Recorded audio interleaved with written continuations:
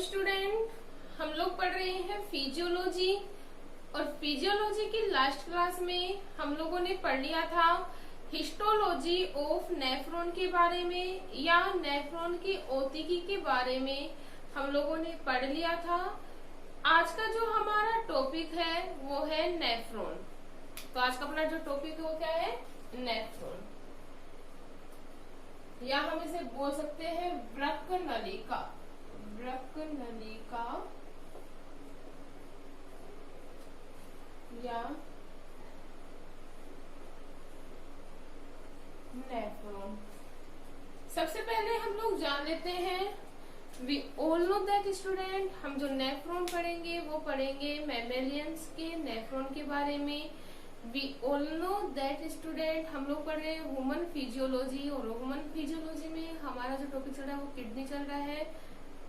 जैसा कि हम लोग जानते हैं, जो किडनी होती है या प्रत्येक जो वृक्क है वो नलिकानुमी संरचनाओं से मिलकर बना होता है। किससे बना हुआ होता है? नलिकानुमी संरचनाओं से मिलकर बना हुआ होता है।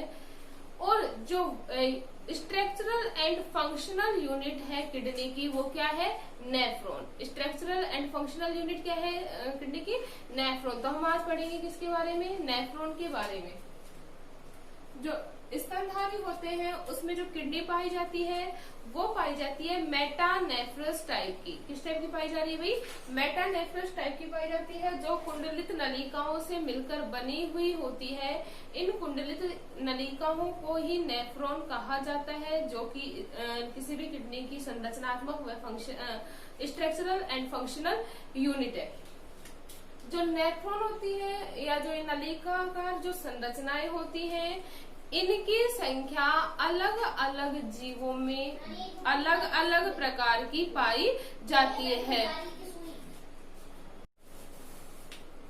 और जो इस नलिकाकार संरचनाएं होती हैं वो संख्या में अलग अलग जीवों में अलग अलग प्रकार से होती है। मतलब ये बहुत अधिक संख्या में पाई जा सकती है, हम लोग बोल सकते हैं।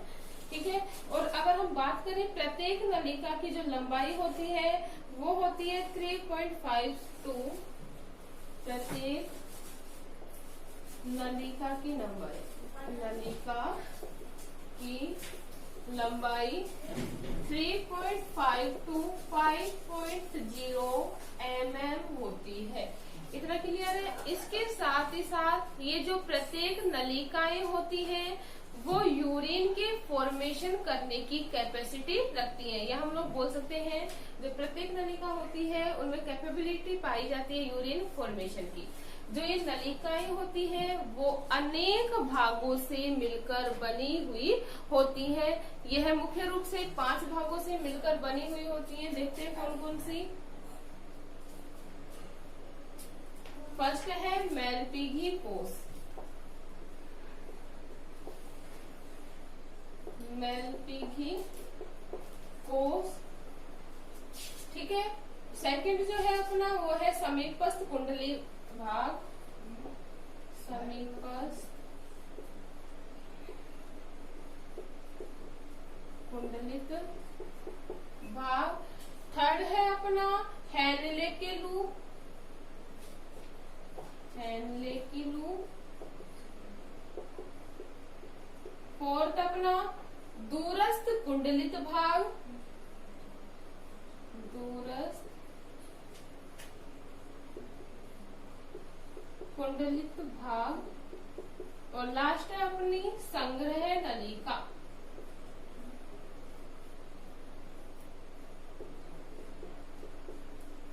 तो प्रत्येक नलिका कितने पार्ट से मिलकर बनी हुई होती है भाई? 5 पार्ट से। मेलपीगी कोष, समीपस्थ कुंडलित भाग, हेनले के लूप, दूरस्थ कुंडलित भाग और संग्रह नलिका। अब हम बात करेंगे फर्स्ट मेलपीगी कोष के बारे में। तो फर्स्ट अपना क्या है? मेलपीगी कोष।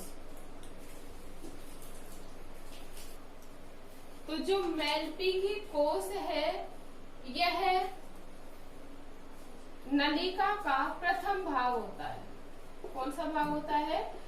प्रथम भाग होता है। और इसका जो व्यास होता है वो अबाउट होता है 0.3 mm। कितना होता है? 0.3 mm इस नलिका के प्रथम भाग पर एक प्याले नुमा संरचना पाई जाती है। इस प्रकार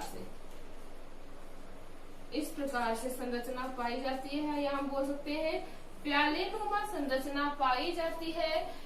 इस भाग को या इस प्याले नुमा संरचना को कहा जाता है बोमेन कैप्सूल।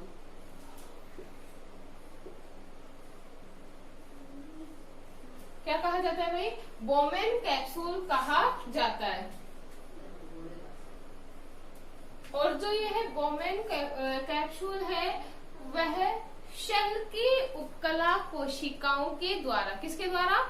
शेल की उपकला कोशिकाओं द्वारा स्तरित रहता है। मतलब इसके ऊपर आवरण पाया जाता है किसका? शेल की उपकला कोशिकाओं का। ठीक है, शेल की उपकला कोशिकाओं के आवरण के द्वारा आश्रित रहता है। इसके साथ ही साथ इस बोमेन कैप्सूल में अनेक छोटी छोटी धमनियां पाई जाती है। क्या पाई जाती है?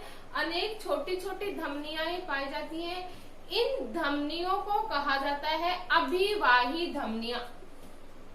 छोटी छोटी क्या पाई जा रही है? धमनियां पाई जाती हैं। इन धमनियों को क्या कहा जाता है? अभिवाही धमनियां। अभिवाही धमनियों का मतलब क्या होता है कि इसमें इन धमनियों में विभिन्न प्रकार का जो यूरिन होता है या यूरिन होता है वो क्या होता है? बहता रहता है। अभिवाही का मतलब वाहित रहना, मतलब इसमें यूरिन क्या रहता है? बहता रहता है। क्लियर है इतना? मतलब हम लोगों को पता है कंप्लीट स्ट्रक्चर को कवर करते हुए किडनी के द्वारा एक्सक्रीट किया जाता है क्या? यूरिन। ठीक है, तो ये धमनियां क्या कहला रही है? अभिवाही धमनियां। इसके साथ ही साथ इसके अंदर अनेक छोटी छोटी और धमनियां या शाखाओं में विभक्त होती हैं। इन धमनियों को कहा जाता है अपवाही धमनियां। क्या कहला रही है? अपवाही धमनियां कहलाती है। इनकी जो संख्या होती है बोमेन कैप्सूल में होती है 30 to 50। कितनी होती है? 30 से 50 होती है।